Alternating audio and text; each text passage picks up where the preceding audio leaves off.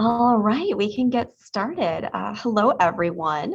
Lovely to see you all on this very chilly February day. And I'm thrilled to welcome you to our February Art Bites 2022. And today we are looking at our newest exhibition at the CRMA, which is Kathy Schumacher's Freedom's Daughters, new work by Kathy Schumacher. And let me just pull it up and I will share my screen with you.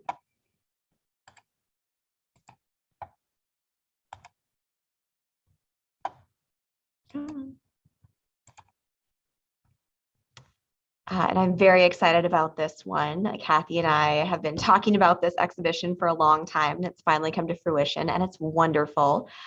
So what I'm going to do today is, of course, just take you through this from the curatorial perspective. So talking about developing this exhibition and where it started from and working with the artist and kind of how everything developed. But we are going to have a program with Kathy, the artist who I believe is here today. Kathy, I might put you on the spot later. We will have a wonderful program with Kathy, who is the artist who created these wonderful works, and Akwi Nji, who made a wonderful contribution to the exhibition that I will talk about later. And that program is going to be April 24th, which is a Sunday. And we're going to do a lovely afternoon program with Kathy and Akwi and myself talking about this show.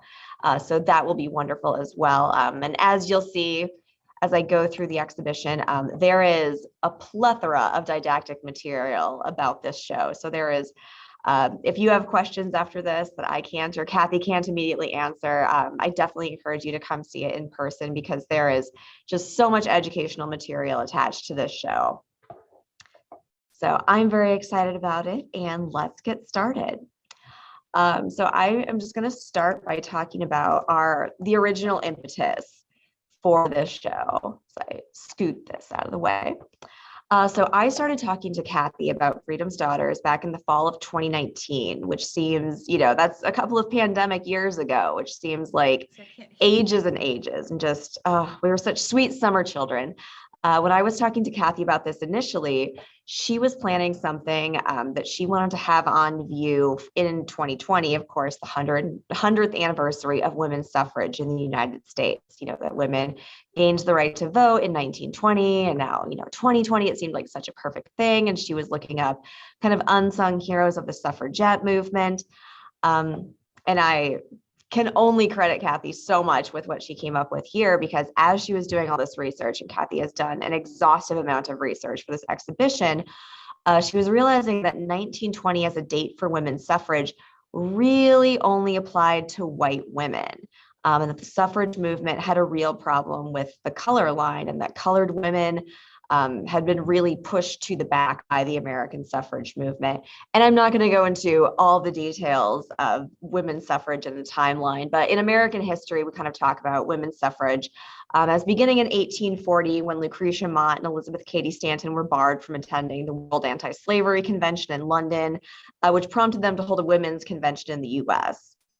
So 1840 is kind of our starting point. 1920 is the generally given end point. But this really, again, as I said, only applies to white women. There are a lot of big moments in American suffrage. In 1848, we see the Seneca Falls Convention. There's the Declaration of Sentiments that creates the agenda of women activism for debts to come. Sojourner Truth is a very important part of this early suffrage movement, as are multiple other women that Kathy features. So Kathy was noticing as she went through all of this suffrage history, that it was very whitewashed. So, we're talking about Susan B. Anthony and Elizabeth Cady Stanton and Lucy Stone and Lucretia Mott and Anna Howard Shaw. But there are a lot of Black women and other women of color who did a ton for the suffrage movement who are really not credited. And as she went through this research, again, realizing 1920 is kind of our given date of like suffrage ended because women got the vote. But there are a lot of things that kept women of color from voting. There would be poll taxes, there would be literacy tests, just general intimidation by white supremacists. So 1920 was definitely not the year women of color were free to vote anywhere in the United States. So with this new knowledge, Kathy decided to pivot and look at unsung Black heroines of both the suffrage and civil rights movement. And again, I cannot stress enough how much research went into this. Every time I spoke to Kathy, she was reading another book and she had just discovered something new, and had, papers upon papers. I eventually got brought in an intern specifically for this exhibition, Jessica, who did a fantastic job on all of the research projects that I gave her. But we both decided just like it was so important to recognize these women who had done so much for the cause, but were really unrecognized. And so, when we're talking about Black women, everyone's heard of Sojourner Truth, Harriet Tubman, Rosa Parks, and Maya Angelou. But the women that this exhibition features, so I grab my mouse back, there we go. The women who are featured in this exhibition generally don't have a single academic full-length biography to their name, and the handful that do have only been published in recent years and are generally housed in academic libraries. So the women that this exhibition focuses on are really the women that were shunted aside both by the color of their skin and their gender. And so, as I was saying, Black women were generally shunted out of the mainstream suffragette movement, and so formed their own groups. And these were shunted to the side by white suffragettes. White suffragettes realized or thought that tying themselves to also Black women want to vote would make their cause much harder. And so they really left Black women in the dust when they were trying to get the vote. They just realized like, oh, this is going to be easier if we also don't push abolition and votes for Black women. So, we'll just start with this and go from there. So there are a number of really, really gutting things to read about Black women, being left out of suffragette parades and such things. This happens a number of times. So if you're unfamiliar with this history, I generally encourage you to read more about it because it is a really important part of US history. And so Kathy and I were talking and discussing and getting into the history. And if you have been to the CRMA and seen this exhibition, it's in one of our upstairs galleries in the back, which is a very specific shape. And so when Kathy and I were determining, okay, what is this exhibition going to look like? One of the first questions, obviously, that an artist wants to know is how many paintings do I need for this gallery? What is going to fit in here? And that gallery has very specific parameters. And generally, there's around 20 to 25 pieces if the pieces are like a fairly normal domestic sized painting size. So we kind of settled on somewhere in the 20 to 25 range. And I know it was really hard for Kathy to, determine who was going to be in and who was going to be left out because there were just so many amazing women in the research that she was doing. And so I was very lucky to be able to see this exhibition from a very early stage through to the culmination. And so I saw Kathy's works when they had just started out like this, and obviously a very finished portrait of Unita Blackwell, who was born in 1933, died in 2019. Unita Blackwell, I'll just give you a brief synopsis. She spoke nationally against poverty. And in 1967, alongside Fannie Lou Hamer and others, formed the Mississippi Action for Community Education, or MACE. In the 60s and 70s, she was a community development specialist for the National Council of Negro Women. And these efforts culminated in her 1977 election as the first Black female mayor in Mississippi. And that is notable because 13 years before she was elected mayor, she would not have been able to register to vote in that state. So there were just, all of the women in the exhibition have amazing stories like Unita. And I think this slide really helps you see Kathy's process. She works from photographs. And all of the portraits in this exhibition have this beautiful toned sepia quality, which makes sense because largely she's working from Black and white photographs. This is Ella Baker. And what I love about this comparison is you can see Kathy's process here in choosing the background color. And I know she spoke to me many times about, she would come back to it and look at swatches and see what felt right. But eventually she just had to go with in her gut, she would come back and realize okay, this needs to be pink or this needs to be blue. And I think you can also really see here her attention to detail. One of the things I've always loved about Kathy's work is just how volumetric her figures are. She's so good at the human form. And I think the faces that she does in Freedom's Daughters are just really fantastic. They're really coming off the page at you and they have such a sense of life. So this painting of Ella Baker is one of my favorites. And Ella Baker was the associate editor of the Shaw University Journal at Shaw University in North Carolina, where she graduated as valedictorian. Her most notable accomplishments include her influence in 3 major organizations: the NAACP, the Southern Christian Leadership Conference, and the Student Nonviolent Coordinating Committee, or SNCC. And so here you can kind of see Kathy's process. So she started with these really beautiful sepia toned black and white portraits, but in what I think is a really brilliant move on her part, decided that she wanted to bring color into the exhibition. And so they have these beautiful halos, kind of a pentimenti halo, like a Renaissance saint, and then these complementary colored backgrounds. And here you can see another part of her process. She and I would talk back and forth, and she'd tell me what she was thinking.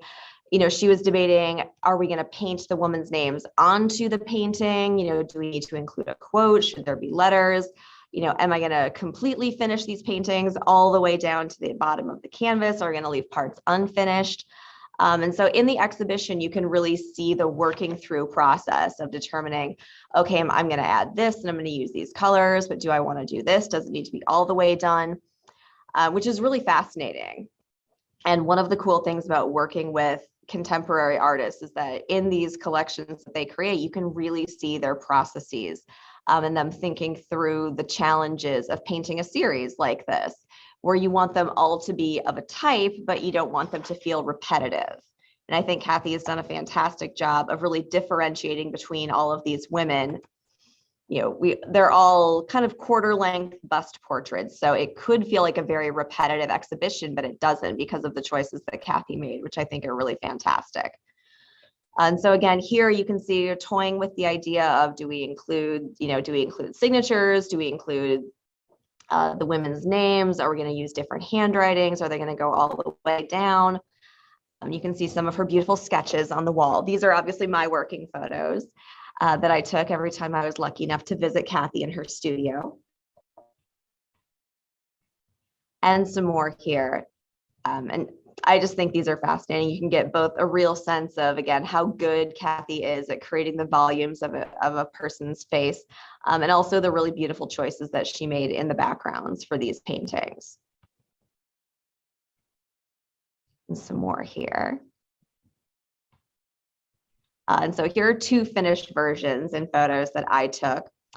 So as I said, Kathy and I determined that there should be around 25 paintings in this exhibition. And so she went back and forth on who was going to be included. There were a couple of late cuts, there were a couple of additions, but we landed on 24 as a good number. And when she and I were talking about this, we agreed that we really wanted to prioritize the voices of these women that are depicted, because of course the whole point of the exhibition is that these women have been looked over in history and not given credit for their accomplishments. And all the important work that they did during their lifetime. So we really wanted to center their own voices. And so she and I started talking about integrating quotes. And one challenge that you get when you have an exhibition like this that is highly educational and really requires a big didactic program is how exactly you're going to disseminate that information. You know, working in a museum, I realized that, like, I've learned certainly over my 7 years that not a lot of people will read a full label. You know, you can have a really long label for something with lots of explanations, and some people are going to read that, but most of them are not. And so Kathy and I really wanted to involve people in this exhibition. We wanted it to be very immersive. We really wanted to prioritize the voices and the quotes of these women, like the actual things that they said. And we really wanted to make people engaged and make them want to learn. So we went through, oh my goodness, so many conversations about how exactly we were going to handle the educational side of this. And so we eventually ended up with short labels with just a short little couple sentence bio, a short quote by that woman, and then putting together a much longer, very extensive biography of each woman in a bound book that's in the exhibition. And then, because again, we really wanted to emphasize their own woman's voice, we decided that we wanted to make it really immersive and hire someone to read quotes from each woman and have that playing in the exhibition so that you are always hearing the voices of these women.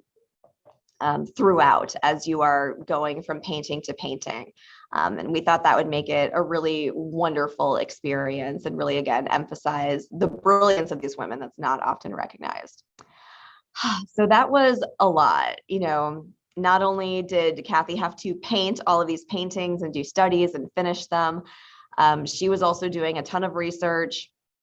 Kathy had pages and pages of quotes from each woman. And we thought about who we wanted to approach to do this. And of course, the obvious answer was amazing Cedar Rapids artist and Cameroonian-American performer Akwi Nji, who was so gracious and lent her talents to us. So Kathy and Akwi and I had a meeting one afternoon where we just went through all of the pages of quotes that Kathy had found and decided which one Akwi would read for each woman. And it was a really intensive but really fun day of deciding which quote we thought best represented that woman, and Akwi as a performer was able to bring a whole different perspective to it of which one she thought she could get the best read on. So it was really fascinating because, of course, as a curator of mostly visual art, I don't think about the performative aspect as much. I think I was coming from it from like a literary perspective, but Akwi had some really beautiful insights about like, well, I think I could get an amazing read on this quote. And so she was so gracious to lend her talents to us. And so she went into a recording studio and recorded, oh gosh, I think it's near 12 minutes of quotes, one quote for each woman. And so to go along with that, I created a PowerPoint where I wrote out each quote exactly as read. People have different thoughts about sound in museum galleries. I think we've hit a good happy medium with this one. So yes, you need Blackwell on the left and Claudette Colvin on the right. Claudette Colvin, of course, is very famous for before Rosa Parks refused to give up her seat on the Montgomery bus. Claudette Colvin was actually the first person to be arrested in Montgomery, Alabama, for refusing to give up her bus seat to a white person. This happened 9 months before Rosa Parks' infamous protest. Colvin was also called as a witness in Browder v. Gale, which was the court case responsible for overturning bus segregation in Alabama.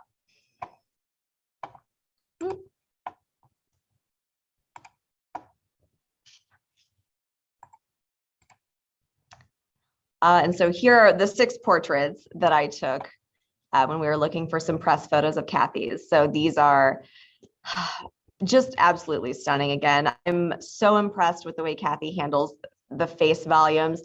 And this exhibition includes like a very wide stretch of women. So I believe the earliest one was born in 1803. And the most recent women in the exhibition are, living to this day. Claudette Colvin is still alive. And I think they're working on either a miniseries or a movie of her experiences now. But it was just such a celebration of these women who, I went to college, I have a graduate degree, I specialized in history. I had heard of 2 of these women before doing this exhibition. I could have given you Claudette Colvin and Fannie Lou Hamer. And those were the only 2 names that I knew off the top of my head. So it's been a wonderful educational experience for me, definitely.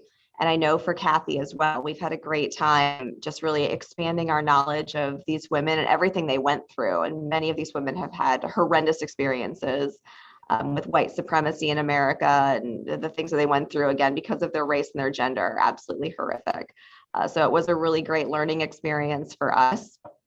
And I hope it will be for our visitors as well. It was a wonderful exhibition to put together. I feel very grateful to have had the opportunity to do this. And I am happy to take any questions. In response to a question I had in the chat, yes, we are recording this and it will be available on our YouTube page. And if anyone has any questions, I am more than happy to answer them. And I believe Kathy is here. So if there are questions for the artist, I believe she's here as well. Kathy, I'm putting you on the spot, so feel free to tell me you're not into it. Okay.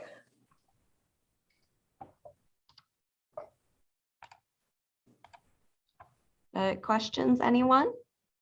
Yes, Mitch? Yes. So I know you said kind of the concept shifted from just like suffragette to, the women of color, what was kind of the timeline on making that realization that everything was going to shift, and how much research had you done just on white women suffragettes before realizing that it was going to kind of turn into a different type of exhibit? Kathy, do you remember? I know it was pretty early on, but I don't remember exactly. I mean, I would think we started talking in late 2019, early 2020, maybe? Does that sound right? Yeah, it does. Yeah, it was pretty, and we were dealing with the pandemic through the whole thing. So like poor Kathy and I were. I was still there when emailing. you guys started. I was still there when you guys started talking. I remember that. So it would have been early 2020 at the absolute latest. Mm-hmm. Yeah. Yeah, and Kathy, I don't know, how much research had you done on your initial concept before we talked? Not a lot, really. I just had started on, I was going to do white women too that hadn't been known, rather than names that everybody knows. And that's so not too far into it. And then of course, like you said, COVID just put kind of a stop on it. And so then that door opened like, oh, well, now I got much more time, and it just kind of grew from there.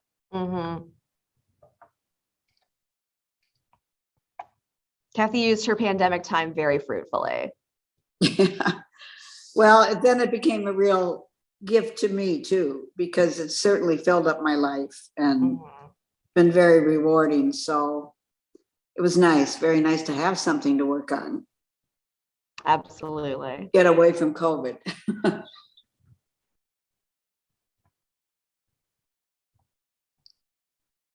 Other questions?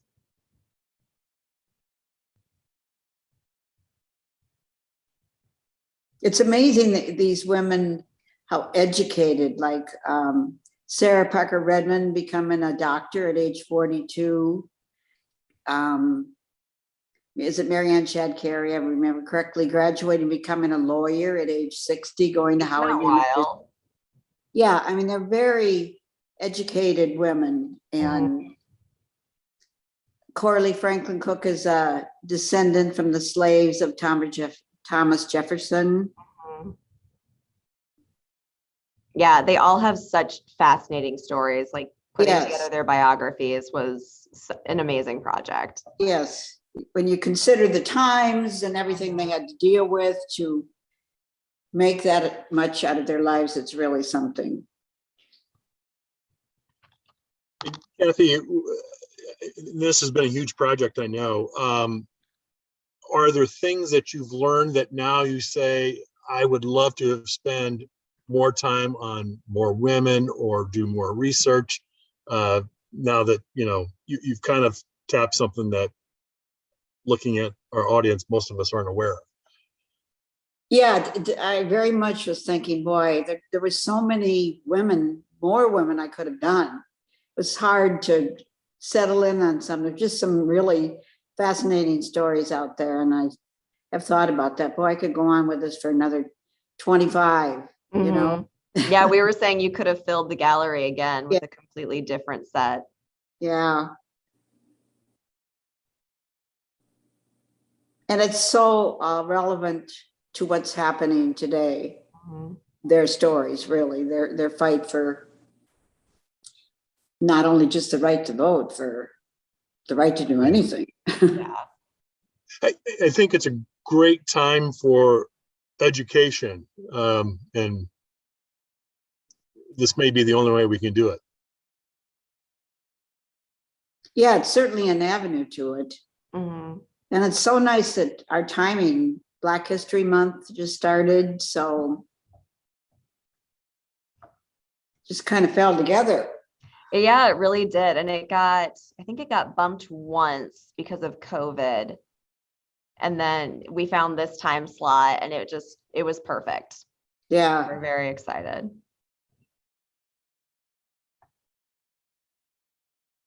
And it was, we talked about too, it was a little bit of a struggle to come to terms with as a white woman doing this? Am I being presumptuous? Do I look like, this artsy white woman that thinks she's going to do somebody a favor?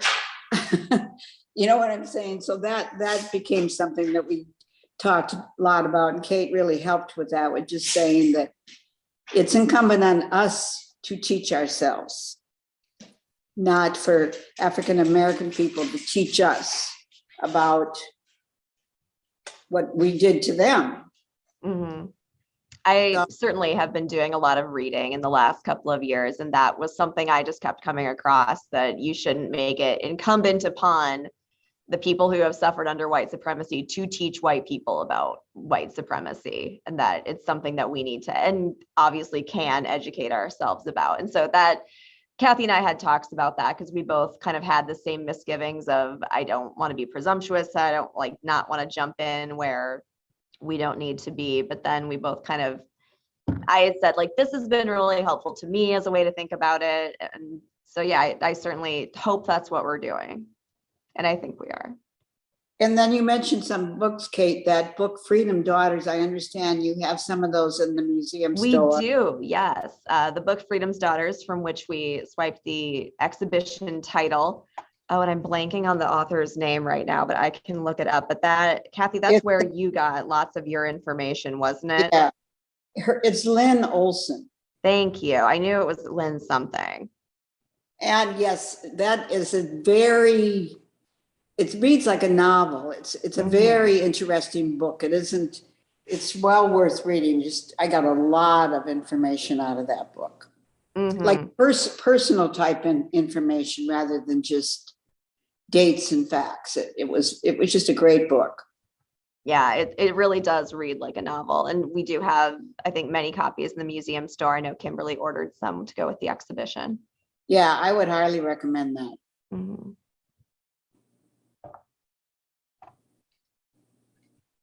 I have a couple of questions, and you may have just answered at least partly the second one. The first is, knowing that there are a lot of women, how did you ultimately decide on the ones that you chose? And then the second question is, what were some of the resources that you used, and how much was available? How much material was available as far as reading to find the biographies of these women?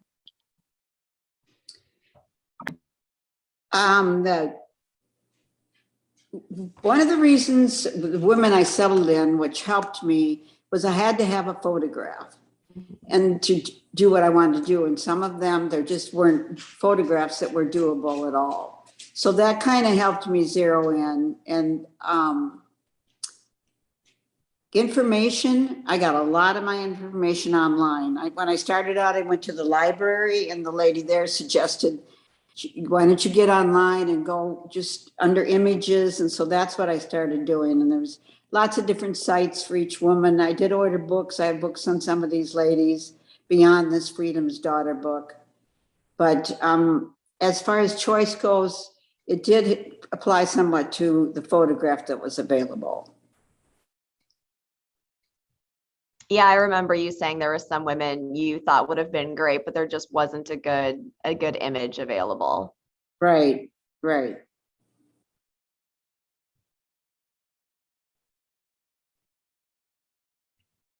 Other questions?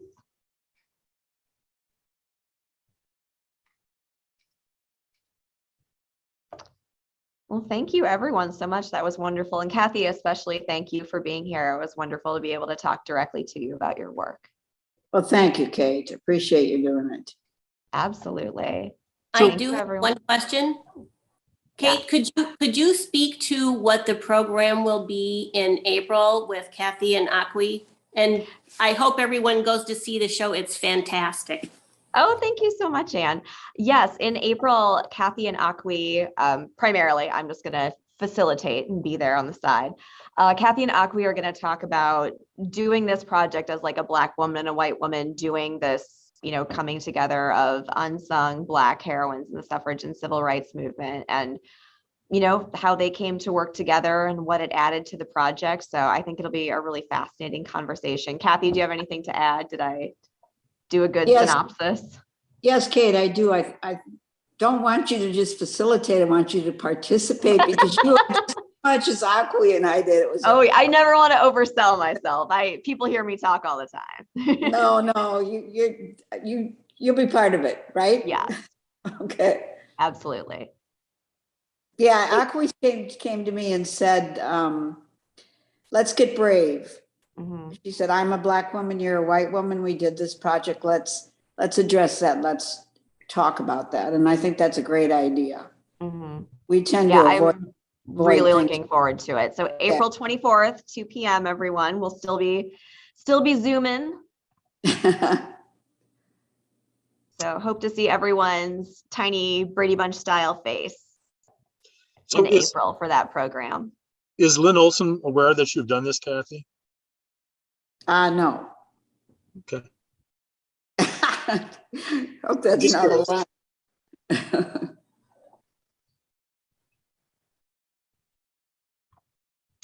Well, yes, I encourage everyone to come and see the exhibition in person because it is wonderful and really something to experience. So hopefully most people will have seen it before our April 24th program. Yes. Thank you. Thanks, everyone. Thank you.